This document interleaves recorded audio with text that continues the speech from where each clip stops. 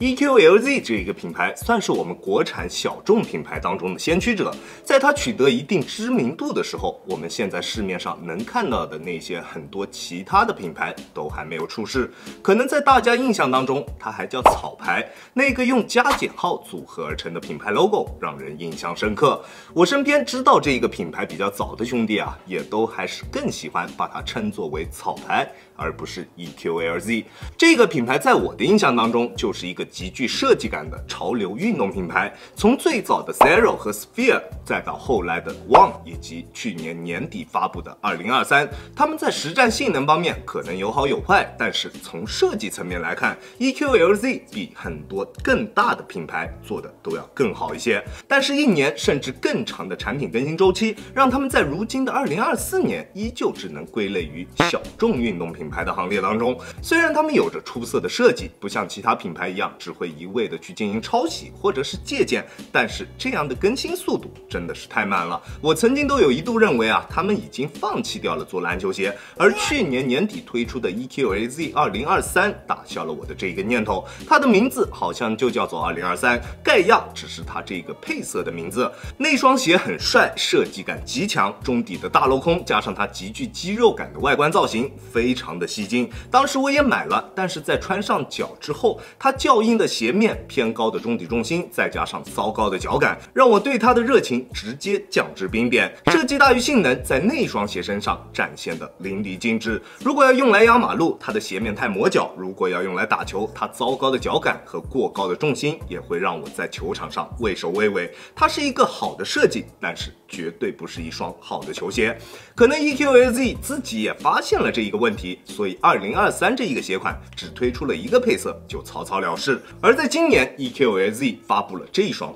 247，7天24小时你都可以穿它。这是一双全天候篮球鞋，能覆盖球场内外的一切场景。其实在布克1代之后，我看到这种号称又能用来打球又能用来穿搭的鞋款啊，是有一些害怕的。毕竟布克1代的失败在一定程度上就说明了，想要做到场内外兼顾并不容易，即使强如耐克也并没有做到。当然 EQLZ 并没有像耐克那样往复古方向去做，毕竟复古的外观你必须要能讲得出故事。那作为一个没什么历史沉淀的品牌，是不具备这一种实力的。我们国产的所有运动品牌都不具备这样的实力。247的外观更机能，更具未来感，袜套式的编织鞋面，真皮材质的侧墙，全掌的超临界中底材料，无 logo 的外观设计，一切的一切看上去都异常协调，特别帅。如果它不是一双篮球鞋，它仅仅只是一双休闲鞋，那这样的外观我应该也愿意为它买单。这一双鞋我拿到之后穿了大概得有半个月左右的时间，几乎每天都穿。压马路、打球，我日常大部分的场景它基本上都经历过。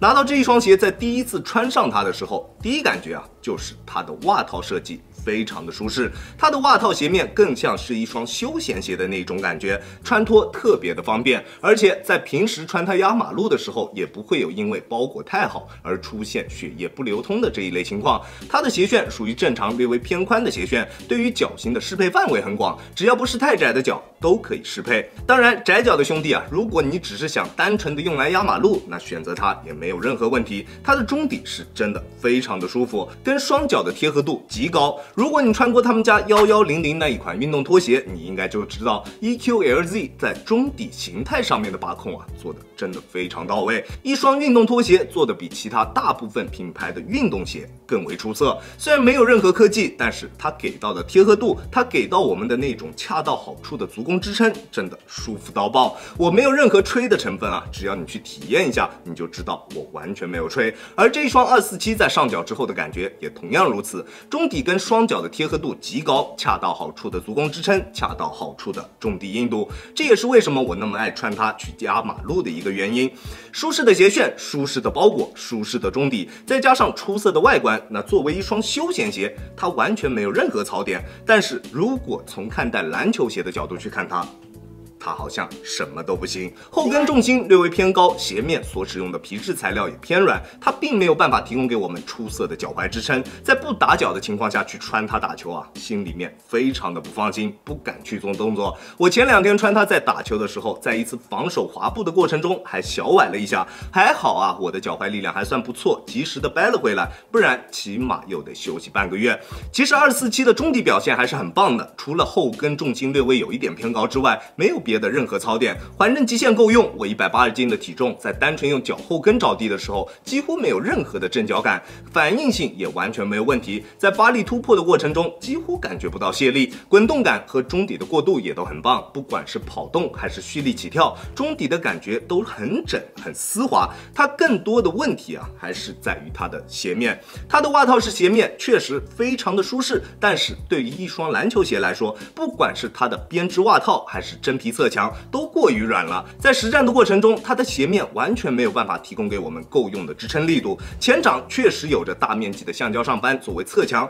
前掌的侧向支撑还算勉强够用，但是在后跟处几乎感觉不到任何来自球鞋的支撑。如果不打脚，它就没有办法胜任高强度的实战。我特别希望 EQLZ 能够给这一双鞋推出一个后续的加强版本，对鞋面进行一定的修改，提升一下鞋面强度，它就能成为一双不错的实战篮球鞋。我真的不希望这么出色的一个中底就只能被用来当做一双休闲鞋来使用，真的特别的可惜。当然，如果后跟的重心能够再稍微降一点点的话，那就更好了。希望 EQLZ 能够看到这一期视频，希望我的这一些小建议能够被听到。247这一个鞋款确实非常帅，非常适合用来进行日常的穿搭，它各方面舒适的调教也确实能够做到7天24小时穿着。如果你想买一双舒适的球鞋用来穿搭，偶尔可能打养生篮球，那它真的是一个比较不错的选择。它在穿着的舒适度方面，比布克1代啊、华子1代啊都会好不少。但是如果你的刚需是一双真正意义上的篮球鞋，